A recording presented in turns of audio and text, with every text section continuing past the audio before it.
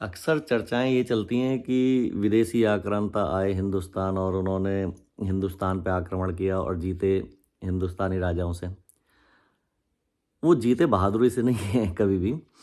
हुआ क्या है, होता क्या है हमारे यहाँ जो अम, नियम थे जिन्हें असूल कहते हैं वो बड़े सख्त थे और क्षत्रियों ने उनका बड़ा पालन किया। क्षत्रियों ने क्या, सभी ने, चाहे क्षत्रिय हो, शूद्र हो, वैश्य हो, ब्राह्मण हो, जो जिसके जो नियम थे जिस समाज के, वो उन्होंने बड़ा पालन किया। जैसे क्षत्रियों ने बड़े उनके नियम थे कि शाम को शंख बजने के बाद युद्ध नहीं करना है,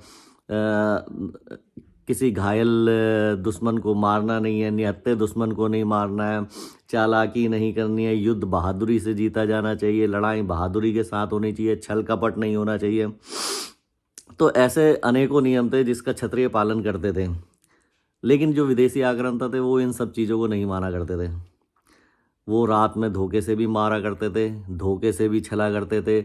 जो जैसा उन्हें करना था वो सब किया करते थे, युद्ध जीतने के लिए। उनका सिर्फ़ एक ही उद्देश्य होता था कि युद्ध को जीतना है और क्षत्रियों का ये उद्देश्य नहीं था।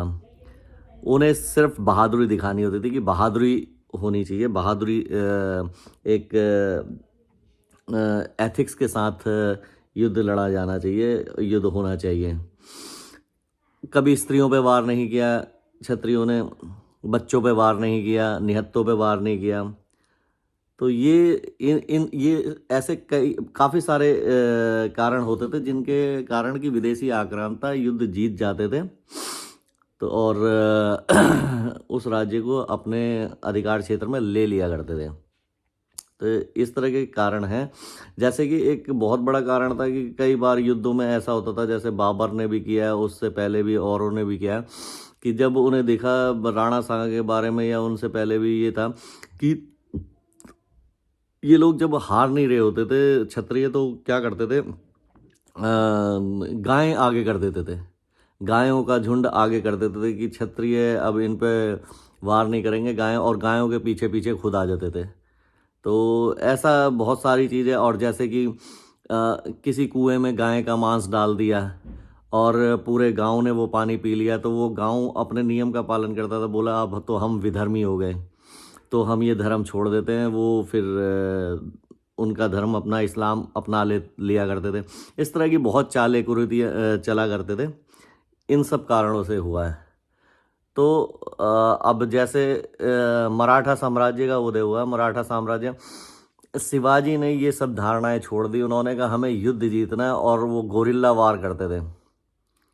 एक तरफ महाराणा प्रताप थे, वो बिल्कुल अपनी उससे युद्ध लड़ा करते थे, लेकिन शिवाजी ने कहा नहीं, वो गोरिल्ला वार करा करते थे। वो शत्रु के आने से पहले उसे रास्ते में ही ख़त्म कर दिया करते थे। बोले रूट कौन सा है? बोले वो वाला रूट से आ रहे हैं, सालों को आधे सैनिकों को वहीं मारो।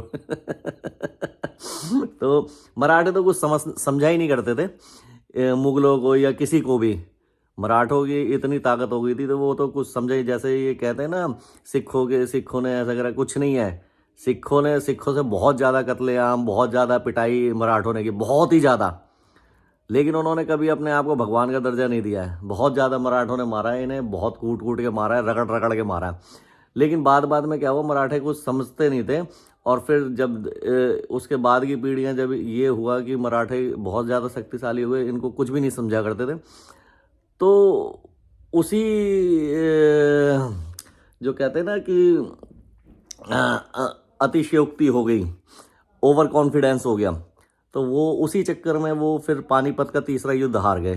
क्योंकि वो कुछ ही सैनिक लेके घूमते, बोले बोले अब्दाली की सेना आ रही है, चलो कोई बात नहीं, साला इन्हें तो हम पीट पाड़ देंगे और सारे अपने हिंदू राजा हमारा साथ देंगे। और ये भूल गए वो वाला मंत्र शिवाजी महाराज का, कोई साथ नहीं देता जब तक जिसकी उंगली ना दबी हो। तो वही हाल हुआ। ये कुछ 100 सैनिक आ गए, कुछ 1000 सैनिक आ गए, अपना घूमने तीर्थ यात्रा पे आए थे, लेकिन लड़ लिए, किसी ने साथ नहीं दिया, पिट लिए, मर गए। तो कहने का मतलब ये है कि भाई ये सब चीज़ों को ध्यान रखो। इन सब चीज़ों का बड़ा महत्व है, जैसे, है ना? तो इतिहास को ध्यान रखना चाहिए। आज भी वही पॉलिसियाँ चल रही हैं, आज भी वही झूठ का व्यापार चल रहा है। किसी भी तरह आपको डिमोरलाइज करना है और आपके उद्देश्य से हटाना है।